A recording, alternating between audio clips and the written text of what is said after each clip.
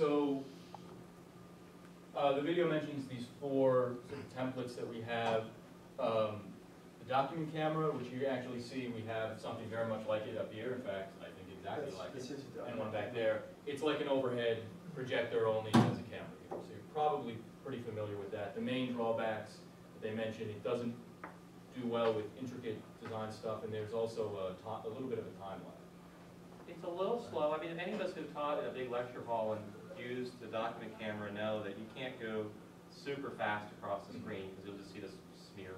And it's a little bit lower resolution than, say, the computer screen capture shot as well. The computer screen capture shot gives you a lot of flexibility though, because anything you can put on a computer screen, you can put into a video. So if in particular you want to demonstrate the use of some sort of software or the results of some sort of software, you can put that into the video.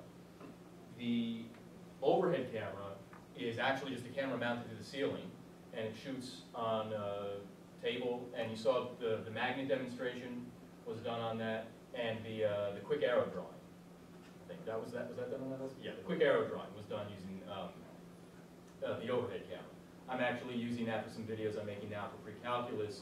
I have a pad, it's a regular paper pad, about 2 feet by 3 feet. It's on the table, and I write on it, and the overhead camera captures what I'm writing.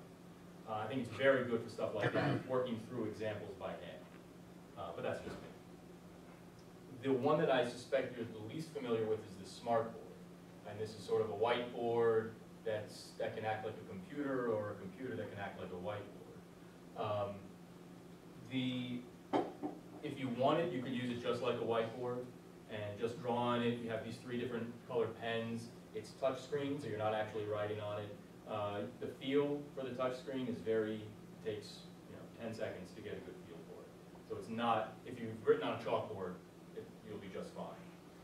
You can also show stuff from a computer. So you can have a PDF with some stuff written on it in advance, and then you can annotate it, you could draw on it, you could draw little pictures, whatever you want to do on something that you've prepared. You can do that on a web page. You can also show a video if you wanted.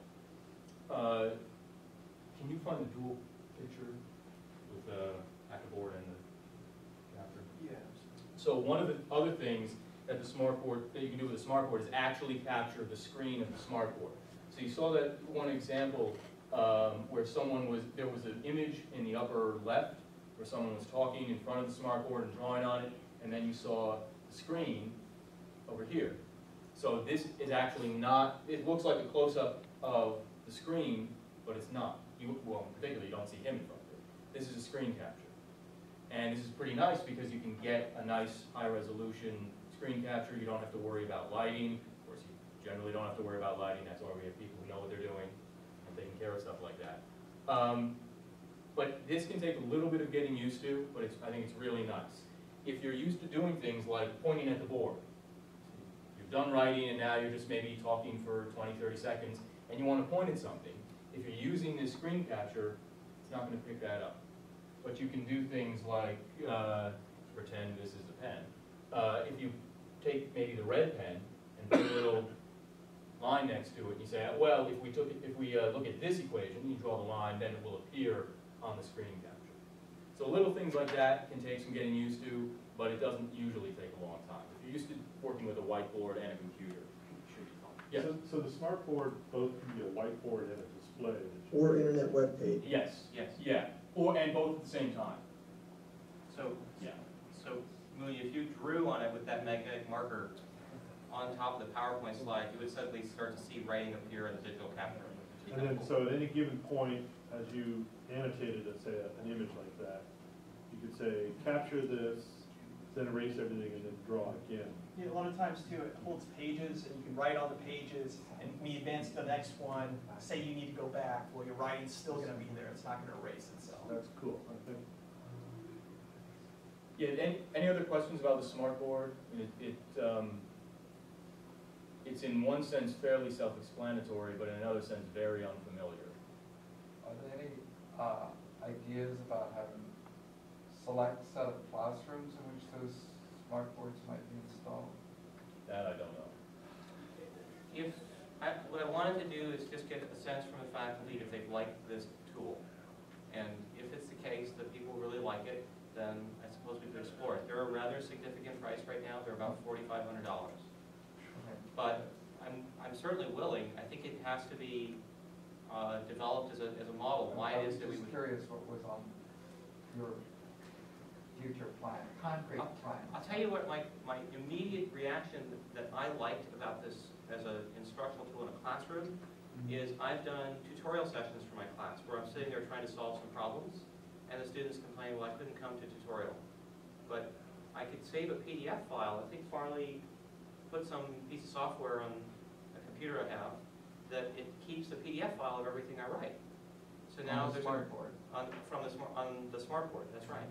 So as I'm sitting there writing, and I've done several example problems, now they're all digitally captured in a PDF file, and I can email that to the class. Or put online through a Put on Blackboard or something. environment. If you put a smartboard though in a classroom where somebody's not really monitoring and somebody walks in there and starts trying to use dry erase markers on it, ouch.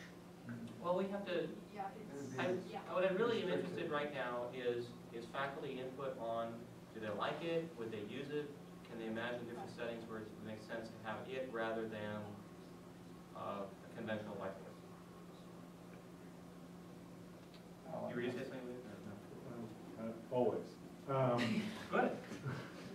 Yeah, right now I have students, I'm using chalkboard extensively and then reinforcing what I write on the chalkboard with slides. So what I noticed today is the students are taking pictures of the chalkboard. So I guess that's what I immediately thought was maybe the better thing to do would be use the doc cam. But I hadn't thought about, is there an interface between the doc cam and the computer to do a capture of what the doc cam is recording at that moment? It's Wirecast. That's what we're using in our office. Is it loaded onto the image that's on the consoles around campus? No. What is it, do you have a cost factor on how much that would be at any given doc cam? It's just software, right? That's, Yeah. So beyond the software, we could just install it on the doc cam? Like a site license that you possess for that? No. No, No, it's Is it it's price- just price it's just stuff, one is it? computer and that's. Alright. Yeah, that's it's not pretty a pricey. license. okay. That doesn't seem like a tough thing to do, but yeah. Anyway, that would be a fix for a $4,500 per unit thing. The doc cam you're writing on paper, Right. and you don't really want to go then scan the paper. So if we could do captures, you have the document there, you stop and say, voila, I did that. And that'd be okay without the audio? Better than For the nothing. tutorial, nothing. for the tutorial, yes, Okay. that sort of sounds. Well, yeah. captures from the, I forget what it's called. Smartboard. Smartboard, that doesn't include audio though. Well, so one implementation or one palette that you could get offered here is, if you don't want yourself in that little inset frame there, I think you guys have done a palette where you just have the video of the smartboard and the audio of the instructor talking. Yeah, Yeah, You could do it that way. okay. it's just kind of like almost a director's commentary of what you're doing. Yeah, no, I tell you, the students would love it, Yeah. because they're really tired of just seeing PowerPoint slides slide by. Yeah. Alan, did you? Yeah, this little presentation is available. Is there a presentation just on use of the smart board? I'm working on that right now. Therefore, this afternoon? Excuse me? I'm I recommend, Welcome to Dr. Alan Klein. I would recommend that you just kind of schedule an appointment with us. We do a lot of practice sessions. You can come in, and a lot of times, people's practice sessions end up being their first class. But you can go in, you get familiar with the equipment, kind of secure maybe an hour or so, and we can run you through everything. And the smartboard really isn't very daunting once you get in there and